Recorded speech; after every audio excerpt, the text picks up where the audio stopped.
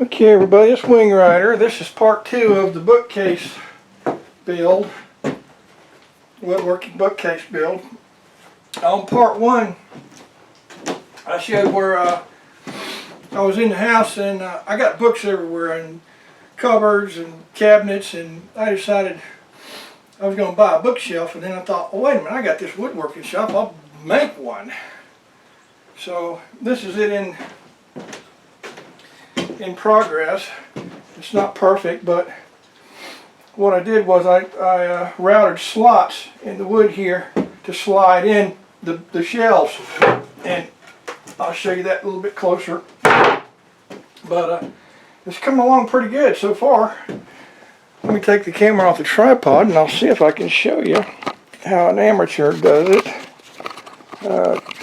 Bear with me for a second.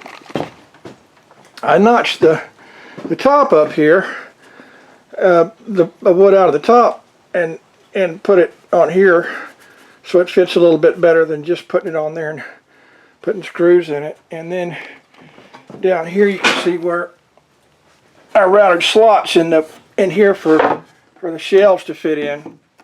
And I just take two 1x6s and tap them in there with a rubber mallet and end up with this as a shelf.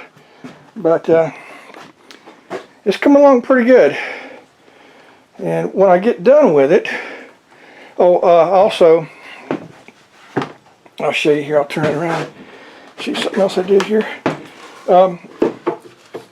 You see a little gap right there, and here it fits absolutely perfect. What I did was I drilled holes in here with a drill bit, and then I put a screw inside and it pulled this together right here, and then I put some glue on a dowel, wood glue on a dowel pin, and put it in there and sawed it off. And when I sand it off, it'll be just smooth. You won't see the screws or anything, but yet you get a real nice fitting joint like this. And what it does, when you cut a slot in here, as opposed to just putting the board in there and nailing it or something, it makes the cabinet a lot stronger, and the bookshelf rather, or book cabinet. So I'm using spruce because it's a softer wood, it's easier, but it's going to be a nice bookshelf. I got 15 inches in between here for the tallest books, even in 11 inches deep. And I'm going to take what do they call it? It's just a real thin material like this right here. This little thin stuff, and I'm going to use that as a back to go on the back of the here for a backing.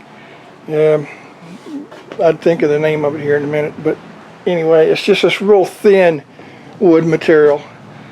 And you woodworking guys, you know what I'm talking about. I'm just drawing a blank at the moment.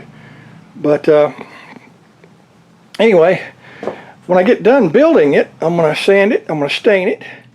I'm going to use my some of this polyacrylic over here, which is or polyacrylic. It is a protective finish. It's a real clear, like a varnish, clear gloss, and you can clean it up with water. It's water based, so you don't need mineral spirits.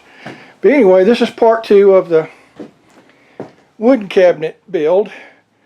I guess I'll just call it a wood cabinet build, or sorry, bookcase build, and something like that.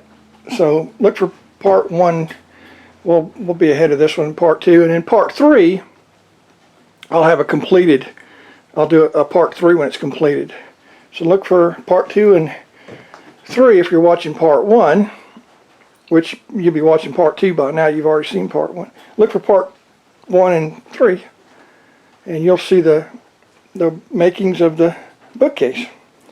Until then, this is Wing Rider, and we'll see you later.